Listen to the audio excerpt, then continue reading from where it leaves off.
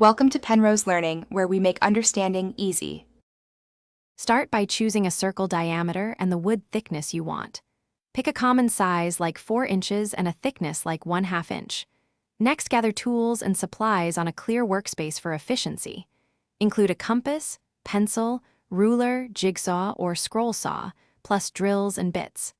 Also collect 120 and 220 grit sandpaper for smoothing edges. Finally, select a finish like clear polyurethane or a satin spray, and have wood draw your circle precisely using a compass and a sharp pencil for accuracy. Clamp the wood securely to a bench before cutting to prevent movement or vibration. Cut slowly using a jigsaw or scroll saw and follow the pencil line with care. After cutting, sand the edge starting with 120 grit to remove saw marks, and then move to 220 grit for a smooth finish.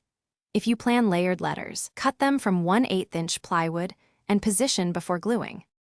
Prepare for finish by wiping the surface with a tack cloth to remove dust.